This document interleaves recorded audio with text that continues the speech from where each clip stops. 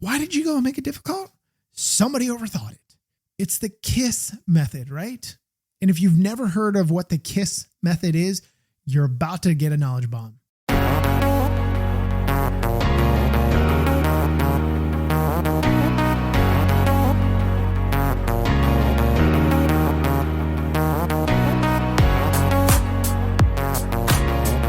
This is news on a Tuesday. Today we've got just a few little important topics to talk about. The first one, well, it has to do with Lego, of course. Why would it not? It all has to do with Lego in some form or fashion. But the thing that we need to talk about the most is that Lego has given their report, their growth report, whatever you want to call it, State of the Union from 2022. Now, there are a bunch of key factors, key points to this, but man, there's some heavy hitters that are in here, especially when we get into finances. My goodness. So this year, Lego marked their 90th anniversary. If you weren't aware, that is a thing. They are now 90 years old as a company. Here's where we start getting into money. So their revenue grew 17%. And this is in DKK because it's, Denmark. It's their currency. It grew to 64.6 billion. Now, that's not the same as it is here in the United States. It's still a lot of money. I don't care how you mark it, however you want to, USD, DKK, Euro, whatever. It doesn't matter. A 17% growth in revenue, 17% growth revenue is just mind blowing. Doesn't matter how you slice. That is a lot of money. 17% growth is a lot of money in a company of this size. Their operating profit grew 5%, up to 17.9 billion in DKK. Their net profit grew 4%. Net profit, 4%. That's only 13.8 bill. What? Free cash flow, 9.3 billion. Again, these are all in DKK, Danish, by the way. Their market share grew globally, which we all know. Absolutely, we know. And I have some other interesting facts, which I'll talk about here in a little bit in comparison to this. If you want to think about other toy manufacturers, just give you a little landscape of where Lego is at. So their momentum was driven by large-scale investments and long-term strategic initiatives, which we've known. We've talked about them going green over the years, how they plan to be completely sufficient or self-sufficient in the next couple of years, not relying on anything else. Plant-based stuff. It's just incredible. Now, I'm not going to go through and read you this entire press release because I think it's absolutely pointless to do so. But 48% of the products were new, designed to appeal to builders of all ages, passions, and interests. Some of the top themes included homegrown ranges such as Lego City, Lego Icons, which if you're not familiar with what Icons is now, it's the creator expert. Lego Technic, as well as themes with IP partners such as Star Wars and Harry Potter. So I want to pause on that for a moment. Okay, I want to pause on that, just that brief snippet there for a moment. Those themes that did overarching things. No kid. Okay, most kids are not buying Technic. Most kids are not buying Icons. Majority of kids are not buying Icons. A majority of parents are not buying Icons for kids. Parents and adults are buying Icons for themselves. They are not buying it for others unless it's a gift. They're buying it to play with themselves, build themselves, display themselves, have all the modulars and run and gun. I have an uncle, my Uncle Dave, my dad's brother-in-law, has all the modulars, man. All of them. Still investing in Lego. It's his thing. That is an adult thing. The Icons is an adult thing. The creator expert was an adult thing for the longest time. Still is. And Lego's continuing to go after the adult market. Why? Smashing open piggy banks is much more difficult than just throwing something up on a website and saying, hey, do you guys like this? Oh my God, yes, I need 2 of them. Because that's what's happening. Without a doubt, that's what's happening. And they're nailing it every single time. Then you look at Technic. Look at the Technic models that have come out just the last 2-3 years. How many of them are more adult focused? The Ferrari last year that we did on the show. Massive. The helicopter that we did. Most kids aren't putting that kind of stuff together. Most kids are like, I don't think so. I want to stay away from that. Now, there are smaller Technic things, But there's also much more complex Technic things as well. I build a number of them myself.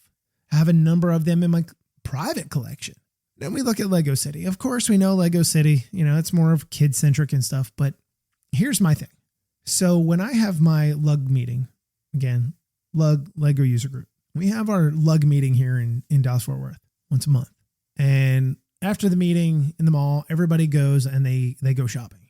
Right? No special perks or anything. They just go shopping. Like, I want to go to the Pick a Brick Wall. I want to look at some of the other things that are out, some of the things that I might want to be buying, some of the things that I'm interested in, right?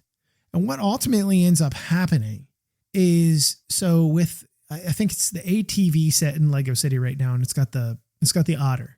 It's got the significant otter. Get it? Bad dad joke. Anyway, so it has that. Well, somebody that wants multiple otters or is thinking about selling them on Bricklink, what are they doing? They're buying 5 boxes of this. I think it's a $10 set, maybe $12. Pretty sure it's a $10 set. They're buying multiple copies of this. Maybe to use some of the parts here, maybe to use the animals here or there, or turn around and sell them. Are you allowed to? Absolutely you can. You can buy, you can do whatever the heck you want with it. But that is what happens. That is the thing that happens. So yes, people are buying Lego City for their kids and stuff, and kids are buying Lego City to a certain degree. But you got to think about all these other people that are like, you know what? I am really going to spend a lot of money in here today. I'm going to spend $1,000. Maybe not. That's excessive. People do it though. And they look at things and they're like, I want to do this. It's there. It's there for the taking. And then the IP stuff. Harry Potter, we know Harry Potter's super popular. The minute we found out they were bringing Harry Potter back, I knew that Lego was just going to be just raking in money. It's any meme or any picture that you can find with a cash register. For those of you that know what a cash register are, hopefully you're an adult and you understand what I'm talking about. And they're shoving money in and they close the drawer and it's just hanging out. Because the minute they brought back that IP, it was gangbusters. Lego was able to do whatever they wanted, whatever the hell they wanted to do with the Harry Potter stuff and just rake in money. It didn't matter. And they're still continuing to do it. And I don't see any end in sight. I don't know when the IP is up for renewal, but they would be absolutely moronic not to re-up it unless, the fee is just extraordinarily stupid. And then you have Star Wars. How many UCS Star Wars sets do we get a year? It seems like we get 10. I know it's like 1 or 2, but my God. Yes, you have the smaller stuff and everything. And now you have like the Bad Batch, you have the Mandalorian, you have the prequel trilogy, you have the trilogy. You've got the newer version of the trilogy. You've got all kinds of different things. And yes, you have kids that are like, oh, I want Darth Vader. I want this. I want that. Or you know what? Okay. So let me take a step aside here on this tangent. How many kids, maybe one, how many kids walk down a Lego aisle, whether it be in a toy store or big box store, it doesn't really matter. And they walk down the aisle and they know how much money they have. Mom, dad, grandma, grandpa, Uncle Bob, Aunt Judy, they've told them, hey, you have $18 and they're looking. And if they can understand the concept of price and reading the numbers, with all the 9s on the end, which is so dumb, they're looking at it and they're saying, oh, I can get that. And then inevitably you have that one parent that's like, well, it's $18, but it's like $3 in tax, which it's not really $3 in tax. It's less than that, at least here in the United States. I don't know anywhere. Texas is pretty high at 8.25% sales tax. So for me, I'm like, you just sit there and you're listening to this as, I'm walking down the aisle. I'm looking for stuff I can buy. And you just kind of laugh and you kind of put yourself in that kid's position like, damn it, Dad. Why did you do that to him? You're just killing him inside. And then you have the other kid. This is the other kid that you see. It walks down there and like, oh, I like this. How much is this? That's $130. Oh, how much is this one? This is $50. Or then you have the irritated parent that's like, I'm ready to go. How much is it? How much is this one? You can't afford any of these. We got to go. You don't have enough money for any of these. And you hear it everywhere you go. The next time you walk down a Lego aisle, whether it be in the Lego store or a big box store or something like that, I implore you to listen. Just open your ears and listen. You've already got tunnel vision. You're going on, I do a lot of inventory sweeps. So I check out Targets and Walmarts and other places and stuff like that, Barnes and Nobles, bookstores, whatever. And, I do inventory sweeps. Like I'll walk down the aisle. Kohl's is another one. I'll walk down the aisles and I'll be looking left, right, and just seeing what's on the shelf, seeing if there's anything, see if there's anything that's kind of slipped through the cracks that I might be able to get at a deal or whatever. Maybe there's a sale going on and, somebody doesn't realize this is over here, but I'm usually doing an inventory sweep. But if you just listen to people talking, especially when there's younger kids involved, because obviously if they get older, like my son right now, who's 13 and a half, if he's walking down the aisle and he were to, like, let's say he knows he has $20, he knows he can't afford anything above $20 unless he, they have their way of bargaining. Well, if you give me another $10, I'll do this when we get home, or I'll do this tomorrow. But I'm telling you, it is the most funniest thing. And you might only have to spend a few minutes in there. It seems like I spend, 97 minutes in the Lego aisle. Doesn't matter where I go. We go grocery shopping Sunday morning and, I always have to veer off and, I'm the one that pushes the cart. I'm obsessed with it. Like, don't touch my cart. We make our way, and my wife's always like, where are you going? You know where I'm going. Dude, don't give me that. You know where I'm going. I'll see you in 10 minutes. But I'm telling you, do it. It is some of the funniest things that you will ever hear. Hopefully you don't run down that one aisle and the kid is like throwing this uber tantrum. But anyway, I digress. So during the last year, Lego opened 155 brand new Lego stores, at least Lego branded stores, not just Lego stores, but branded. So I think those are like, there's one, I think it's Rick's Bricks. I think that is in somewhere in Australia. I believe they're in Australia, and they're a branded store. They're not an official Lego store, but they are going to open a new factory, a carbon neutral factory I'm not going to try the city name, in Vietnam. And then they are opening another one that is carbon neutral in Richmond, Virginia. Yeah, except I don't live close to Richmond, Virginia. That's a hike for me. So that they can meet demand for Americans in the future. Well, not just Americans, Americas, North America, South America. They have also accelerated their investments that are in digital transformation across the business in general. And that saw them having improved experiences for online shoppers. Remember the debacle they went through with the silly VIP stuff where you had to buy an online voucher or an in-store voucher, or you had to do this. Why did you go and make it difficult? Somebody overthought it. It's the KISS method, right?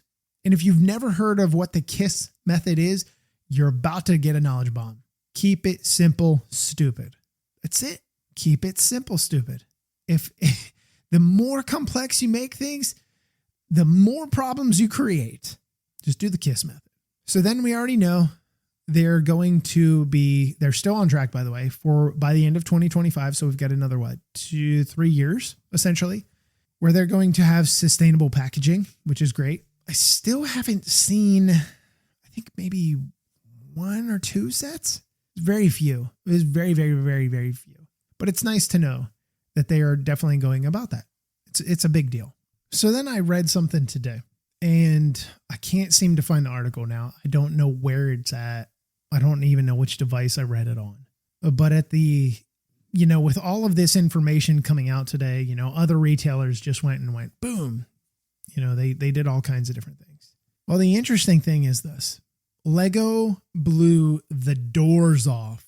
They burned the pants off. They set the house of Mattel and Hasbro on fire and wouldn't put it out. They destroyed arguably two of the largest toy retailers in the world. Now, some of you are going to say, well, Lego's a toy manufacturer retailer. You're right, they are. And I'm not denying that at all. What I'm getting at is the quote unquote competition got dusted. They got turned inside out, run over, spit out, whatever you want to say. It wasn't even close. Now, as a toy fan in general, and then also a figure collector to a certain degree, this made me laugh. I don't do so much Hasbro and Mattel. Tom Jurassic does. Tom knows a lot about that stuff because a lot of the Jurassic stuff is from one of those two retailers, just like other things, Star Wars, G.I. Joe, all kinds of different things. It doesn't really matter. My point is, you got beat really, really bad by a plastic brick maker because their toys are superior. It's all there is to it.